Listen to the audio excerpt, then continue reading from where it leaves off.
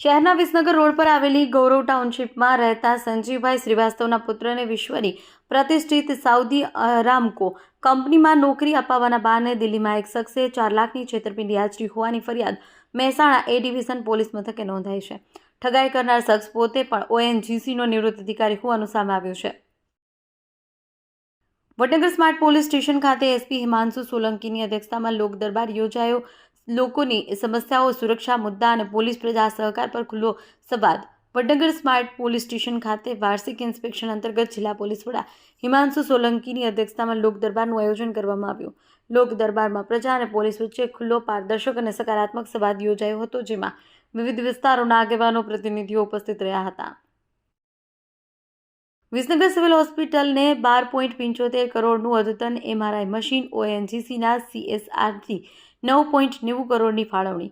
ઉર્જામંત્રી ઋષિકેશ પટેલના પ્રયત્નોની મોટી ભેટ. હવે ટેસ્ટ માટે અમદાવાદ, મહેસાણા જવાની જરૂર નહીં.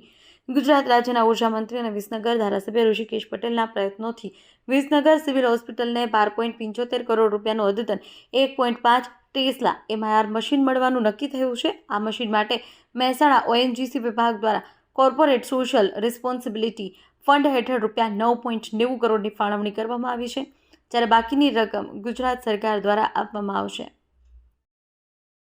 મહેસાણા ખાતે મહિલા અને બાળ અધિકારી કચેરી દ્વારા તાલુકા હેલ્થ ઓફિસ મહેસાણાના સહયોગથી તાલુકા પંચાયત હોલમાં તારીખ 10 ફેબ્રુઆરી 2026ના રોજ PNDT એક્ટ 1994 અંતર્ગત જાગૃતિ કાર્યક્રમનું આયોજન કરવામાં આવ્યું હતું. કાર્યક્રમનો મુખ્ય હેતુ ગર્ભસ્થ લિંગ તપાસ રોકવા તેમજ સ્ત્રી ભ્રૂણ હત્યા સામે અમલમાં રહેલા કડક કાયદા અંગે જનજાગૃતિ વધારવાનો હતો. કાર્યક્રમ દરમિયાન ભારતીબેન દ્વારા સેક્સ રેશિયો એટ બર્થની હાલની સ્થિતિ અંગે વિસ્તૃત માહિતી આપવામાં આવી, તેમજ સરકાર દ્વારા અમલમાં રહેલી વિવિધ યોજનાઓ અંગે માર્ગદર્શન આપવામાં આવ્યું, જ્યારે અરુણાબેન દ્વારા SRBની સ્થિતિ નીચી હોય તેવા ગામોના આંકડાઓ રજૂ કરી વાલી દીકરી યોજના અંગે વિગતવાર માહિતી આપવામાં આવી હતી. મહેસાણા જિલ્લાના બેચરાજી તાલુકાના ખાંભલ મુકામે ઠાકોર સમાજ દ્વારા એક મહત્વપૂર્ણ અને ઐતિહાસિક બંધારણ સભાનું ભવ્ય આયોજન કરવામાં આવ્યું. બંધારણ સભામાં ઠાકોર સમાજના સામાજિક તથા રાજકીય આગેવાનો, વડીલો, યુવાનો તેમજ મોટી સંખ્યામાં માતા બહેનો ઉત્સાહપૂર્વક ઉપસ્થિત રહ્યા. સભામાં સમાજ સુધારણા માટે કુલ 35 મુદ્દાઓનું બંધારણ તૈયાર કરવામાં આવ્યું, જે સમાજની એકતા, શિસ્ત, સર્વાંગી વિકાસને ધ્યાનમાં રાખી ઘડવામાં આવ્યું છે. આ બંધારણ ભવિષ્યમાં સમાજ માટે માર્ગદર્શક સાબિત થશે તેવો વિશ્વાસ વ્યક્ત કરવામાં આવ્યો હતો. મહેસાણા જિલ્લા પોલીસ તંત્રમાં વહીવટી કાર્યક્ષમતા વધારવા અને કાયદો વ્યવસ્થાની સ્થિતિને વધુ સારી બનાવવાના હેતુથી પોલીસ બદલીઓનો ગજીબો ચીપવામાં આવ્યો છે. જિલ્લા પોલીસ વડા હિમાંશુ સોલંકી દ્વારા એક સપ્તાહમાં જ બીજી વખત મોટી સંખ્યામાં પોલીસ અધિકારીઓ અને કર્મચારીઓની બદલીના આદેશ કરવામાં આવ્યા છે, જેને પગલે પોલીસ બેડામાં ભારે ચર્ચા જાગી છે. બનાસકાંઠાના વડગામ તાલુકાના માહી ખાતે ફૂડ એન્ડ ડ્રગ્સ વિભાગે નકલી ઘી બનાવવાની ફેક્ટરી પર દરોડા પાડ્યા છે.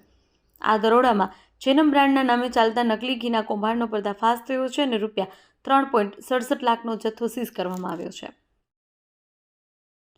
ડીસામાં ફરજ બજાવતા ટ્રાફિક પોલીસ કર્મચારી ભીખાભાઈએ પ્રામાણિકતાનું ઉત્તમ ઉદાહરણ પૂરું પાડ્યું છે. તેમણે રસ્તા પરથી મળેલું એક પાકીટ તેના મૂળ માલિક અજયભાઈ ચૌધરીને તાત્કાલિક પરત કર્યું છે. મળેલા પાકીટમાં રોકડ રકમ અને મહત્વપૂર્ણ ઓળખ દસ્તાવેજો સામેલ હતા. દાંતા નજીક ગઈકાલે રાત્રે કાર અકસ્માતનો ભોગ બની છે. અંબાજીથી અમદાવાદ તરફ જઈ રહેલી આ કાર દાંતા હાઈસ્કૂલની ટેકરી પાસે વળાંકમાં 3 પલટી ખાઈ ગઈ હતી. અકસ્માતમાં કાર ચાલકને ઈજા થઈ હતી.